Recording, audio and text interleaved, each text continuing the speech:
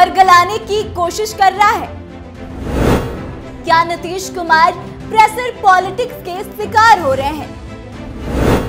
क्या नीतीश के करीबी उन पर महागठबंधन के साथ जाने का दबाव बना रहे हैं? क्या बिहार और देश की सियासत में बदलाव होने वाला है?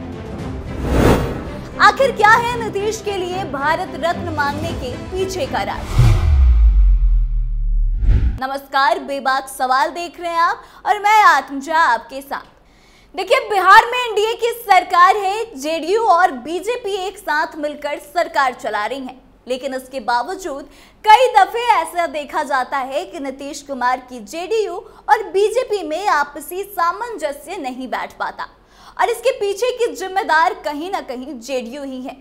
नीतीश कुमार के जेडीयू में दो गुट बन चुके हैं। एक गुट ऐसा है जो चाहता है कि नीतीश कुमार एनडीए के साथ रहकर ही सरकार चलाएं। वहीं दूसरी तरफ एक ऐसा भी गुट है जो चाहता है कि नीतीश कुमार महागठबंधन के साथ जाकर विधानसभा चुनाव लड़े और इसके लिए कई तरह की साजिशें चल रही हैं और नीतीश कुमार का माइंड वॉश भी किया जा रहा है।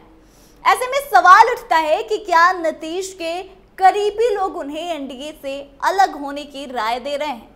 क्या बिहार में नीतीश कुमार के इर्द गिर्द राजनीतिक ताकतें उन्हें एनडीए से अलग करने और महागठबंधन के साथ सरकार बनाने के लिए फोर्स कर रही हैं?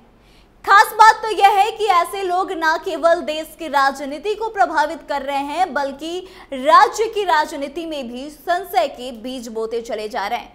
और अगर ऐसी बात भी है तो आखिर यह कोशिशें क्यों की जा रही हैं? तो आइए आपको बताते हैं कि नीतीश कुमार को लेकर बिहार में आखिर इतना सस्पेंस क्यों बना हुआ है।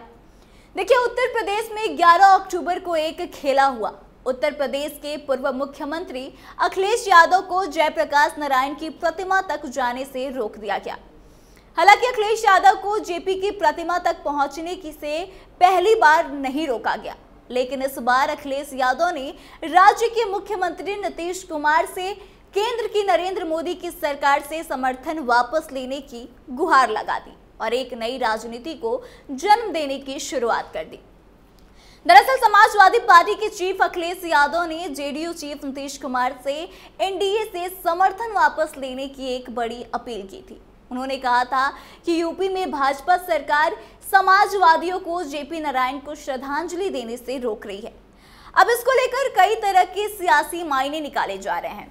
इस बात को लेकर चर्चा चल रही है कि क्या यह अपील करके अखिलेश यादव ने एक नई राजनीतिक शुरुआत की है, क्योंकि लोकसभा में सांसदों का जो गणित है वह केवल नीतीश कुमार के समर्थन वापस लेने से संभव नहीं। क्योंकि लोकसभा में सांसदों की स्थिति की बात करें तो जेडीयू के पास लोकसभा के सिर्फ 12 सीटें हैं और अकेले नीतीश के बहुमत वापस लेने पे सरकार के बहुमत पर कोई खास असर नहीं पड़ेगा। नीतीश कुमार के जाने के बाद भी एनडीए के पास 281 सांसदों के साथ बहुमत रहेगी और सरकार चलाने के लिए ये बहुमत काफी है। एनडीए को आंध्र प्रदेश के मुख्यमंत्री एन चंद्रबाबू नायडू की टीडीपी के पास 16 सीटों के अलावा शिवसेना शिंदे गुट की 7 सीटें, लोक जनशक्ति पार्टी रामविलास की 5 सीटें और बाकी बचे सहयोगी दलों को मिलाकर एनडीए के पास बहुमत रहेगा ही।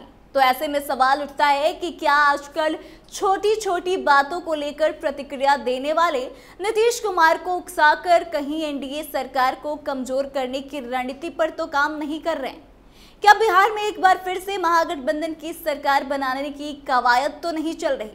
ऐसा इसलिए है क्योंकि केंद्र में जदयू समर्थन वापस लेता है तो इसका असर बिहार सरकार पर भी पड़ेगा।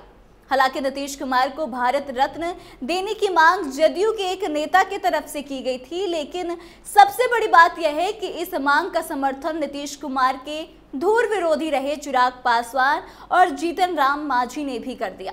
भारत रत्न जैसी उपाधि एक तरह से देखें तो लाइफ टाइम अचीवमेंट अवार्ड है। आखिर ऐसा कह के चिराग पासवान या जीतन राम मांझी साबित क्या करना चाहते हैं? क्या वे आने वाला विधानसभा चुनाव नीतीश कुमार के चेहरे पर नहीं लड़ना चाहते?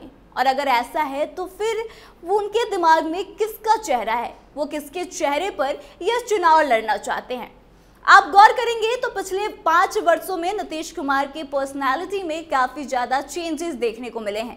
जो नीतीश कुमार 2009 में नरेंद्र मोदी को प्रचार के लिए आने से मना कर देते थे, जो नीतीश कुमार नरेंद्र मोदी समेत भाजपा के शीर्ष नेताओं को दिए गए भोज को रद्द तक कर देते थे, आज वही नीतीश कुमार कई बार नरेंद्र मोदी के पैर छूते नजर आए हैं।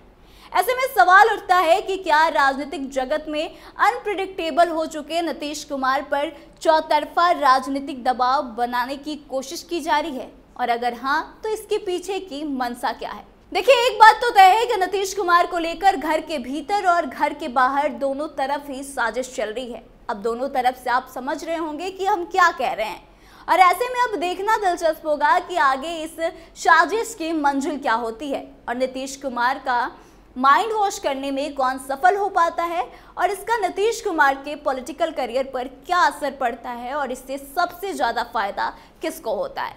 तो आप इस पूरे मामले को कैसे देखते हैं, आप कमेंट करके अपनी प्रतिक्रिया जरूर दें, और नीतीश कुमार को लेकर क्या सोचते हैं कि नीतीश कुमार आने वाले कुछ दिनों में जिस तरह से उन पर दबाव बनाया जा रहा है, उस दबाव में आकर क्या फैसला ले सकते हैं, इस पे भी अपनी प्रतिक्रिया जरूर दें। वीडियो को शेयर करें और आगे की तमाम अपडेट्स के लिए देखते रहें कैपिटल टीवी बिहार। धन्यवाद।